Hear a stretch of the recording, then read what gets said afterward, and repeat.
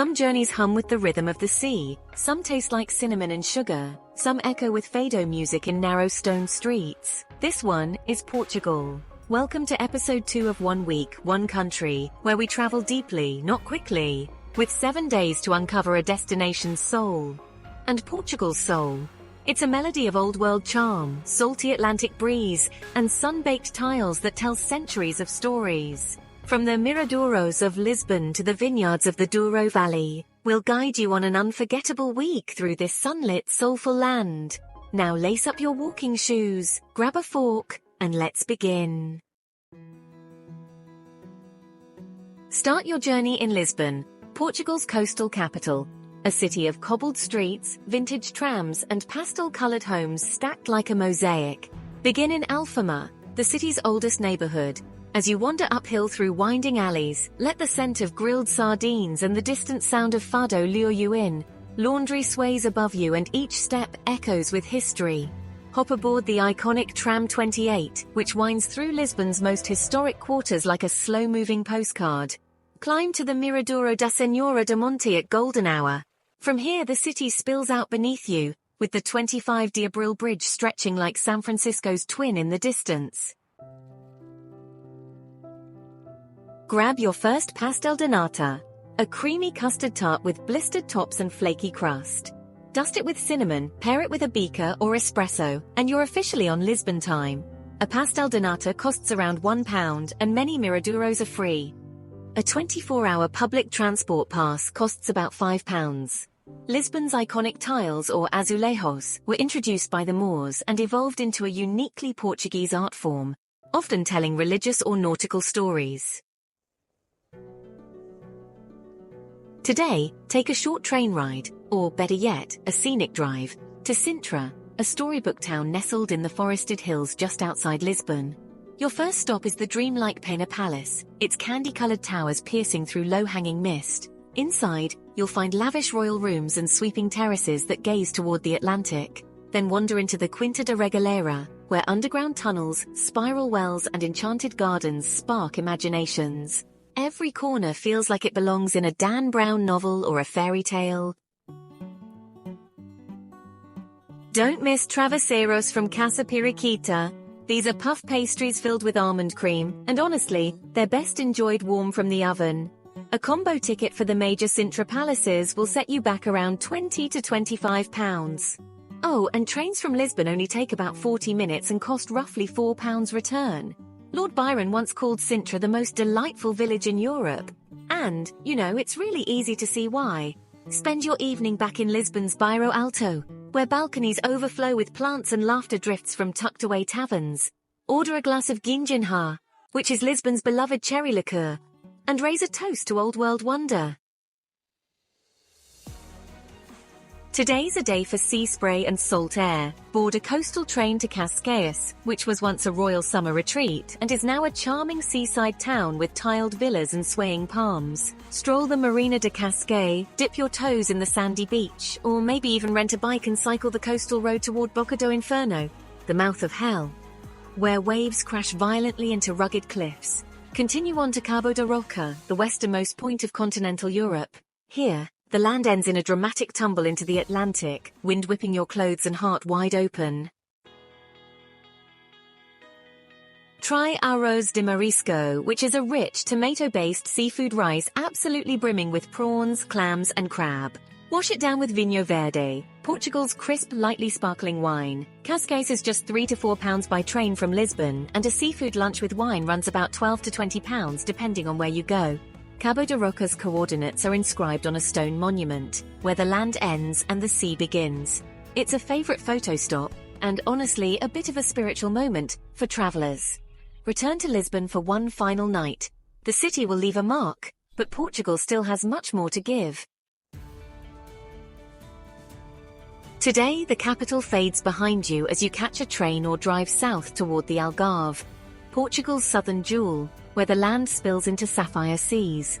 Base yourself in Lagos, a lively coastal town with Moorish walls, cobblestone alleys, and endless beach options.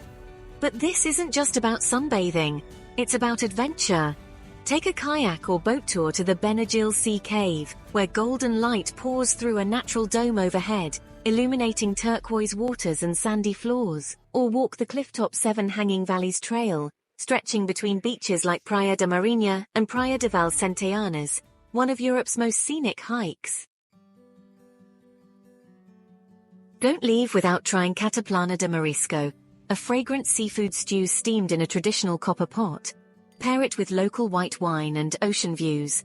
Boat tours to the sea caves start at £20 to £25. Meals in Lagos are more affordable than Lisbon. A full seafood dinner can cost just £10 to £15. The Algarve has over 300 days of sunshine a year, making it a year-round paradise for surfers, sun-seekers and slow travelers. As the sun sets, grab a cocktail at a rooftop bar overlooking the water.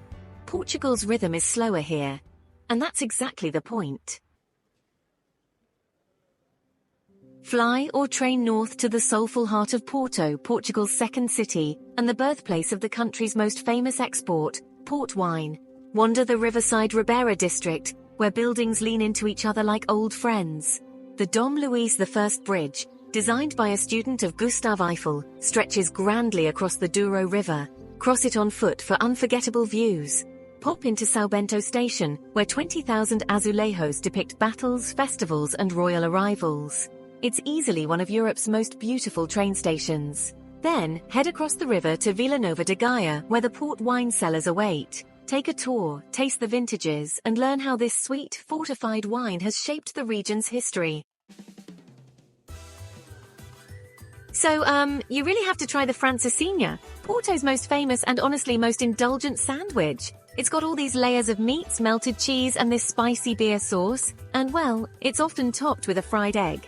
If you're on a budget, a cellar tour and tasting will only set you back about £10 to £15. And tram rides or museum entries are pretty affordable too. Plus, there are loads of excellent guest houses for under £50 a night. Here's a fun fact. Porto's name actually gave Portugal its identity. Portuguese was the Roman settlement that eventually became the name we all know today. As you wander into the evening, let the soulful notes of street musicians follow you. Porto is beauty with depth. It leaves an ache in the best way. Today is your breath, your stillness. Just east of Porto, you'll find the Douro Valley, a UNESCO World Heritage wine region that's so beautiful, it almost feels mythic. Terraced vines tumble down these steep hillsides, holding on to centuries of winemaking tradition. Why not take a day cruise along the Douro River? Watching sunlight dance on the water is quintus, or wine estates rise from the hills like dreams. Make sure to stop for a tasting at a vineyard. So many welcome guests for tours and even picnics. Sip on ruby red port or smooth Douro wines among olive trees and wildflowers. It's, well, pure magic. Try posta mirandesa, a thick grilled beefsteak from the Mirandesa cattle often served with roasted potatoes or rice. It's simple, flavorful, rustic. Day cruises from Porto start at around £20 to £40, depending on duration and those lovely wine stops. Many wineries offer tastings for just £5 to £10. The Douro is one of the oldest demarcated wine regions in the world, established way back in 1756, long before France's famous appellations. As the sun sets over the river, toast to the slowness of travel, the richness of wine and the peace that comes when you simply let a place carry you. Your final day is for reflection, and honestly one last wander. If you're ending in Porto, enjoy a quiet breakfast along the Cais da Ribeira, where boats bob and birds call. If you're flying from Lisbon, take the morning train and, just soak in the rolling hills and rural rhythms on your return. There's no pressure today, just the chance to walk slower, sip longer, look back.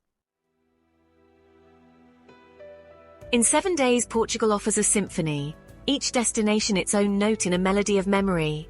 Lisbon gave us rhythm, Sintra gave us dreams, the Algarve brought adventure, Porto gave us soul, and the Douro whispered peace. Here, time doesn't rush, it lingers in tilework, in the warmth of strangers, in the last drop of wine in the glass. And so we leave, but not empty-handed. We carry flavors, sounds, stories, and a quiet promise to return. This has been 1 Week in Portugal. Episode 2 of 1 Week, 1 Country. I'm glad you traveled with us. Don't forget to like, subscribe, and, let us know in the comments. Where should we explore next? Until next time, keep chasing wonder.